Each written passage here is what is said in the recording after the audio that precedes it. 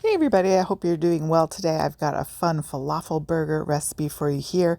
You can screenshot those ingredients. I've got 2 cans of rinsed and drained chickpeas or garbanzo beans going into the food processor. Love my food processor, makes life so much easier.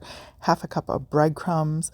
You could use panko as well. These are just regular breadcrumbs. And then I'm just going to kind of pulse that together just to kind of get it zhuzh going on there. And then I'm going to add all my seasonings. So I've got a couple of garlic cloves, a zest and juice of a lemon, some cumin, coriander, salt and pepper, and then a little bit of olive oil, like a tablespoon. And then I'm going to go ahead and put that in there as well. Also have one of our chicken eggs going in there. Thank you, chickens. And that's basically going to zhuzh everything together and make some patties. Of course, these are meatless. If you're looking for a very inexpensive, flavorful way to add some meatless meals to your routine, this is a great idea. You can serve these over buns. I had mine open face and I used these sprouts, as you'll see at the picture in the end. I'm going to have a sprouting video coming up here in the near future, and very easy to grow your own sprouts and very healthy for you. So I topped those chickpea burgers with sprouts. There's one of our chicken eggs there. I think that's Onyx. Yes, we name them. Nice golden yolk. Can't beat it, especially with the price of eggs right now. But so I'm getting that all in there, and that is gonna zhuzh all together here in a second. Put my olive oil, or I guess I'm using avocado oil here, but use whatever oil you like. Then I'm adding some fresh parsley chopped up and some finely minced or finely chopped red onion, maybe about a half of an onion. Or if you want more onion, that's fine. You can add that too. More garlic, anything. Basically, you can season these however you want. But these are some great flavors to give that sort of falafel taste that we all love. So zhuzhing that all together just until it's incorporated and able to be formed.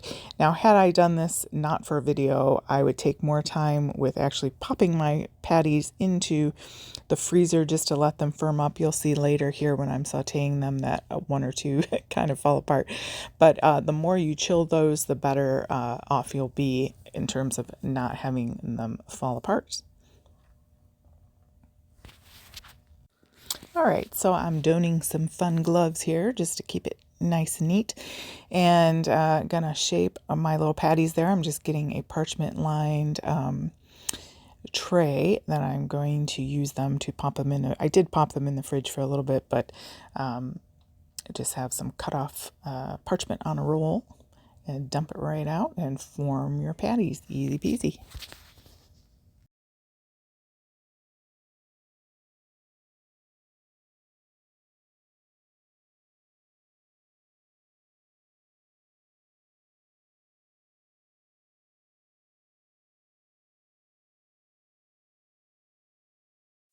So I just go ahead and divide mine into like estimated chunks of materials there, just so I can kind of evenly divide things up rather than just having it in the bowl.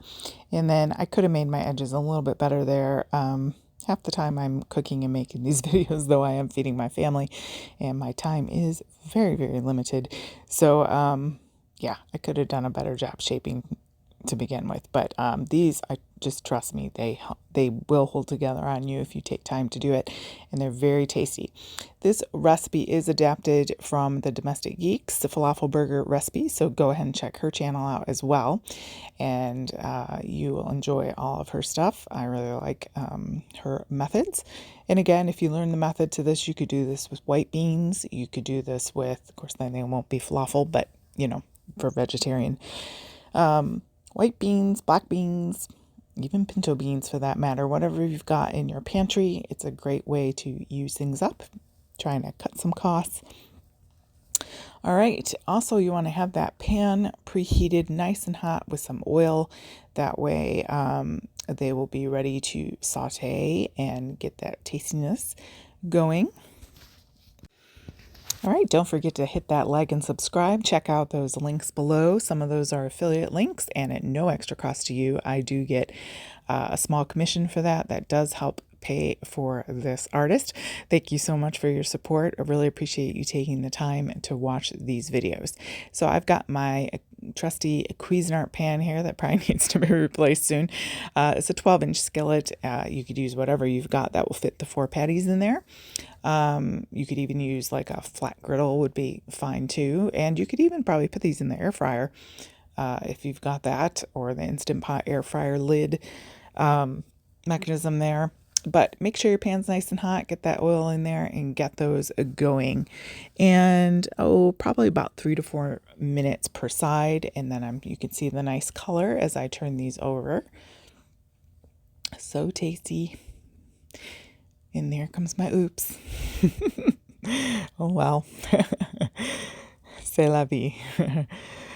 Turn those guys over and then cook them on the other side. Now, I did make a homemade herby sort of ranch dressing, as you can see in the picture, that I dolloped over that. You can make tzatziki sauce. And then I've got my lovely little sprouts there. Yeah, you can see my sprouts right there looking really pretty. Thanks, guys, for joining me today. I hope you have a great day.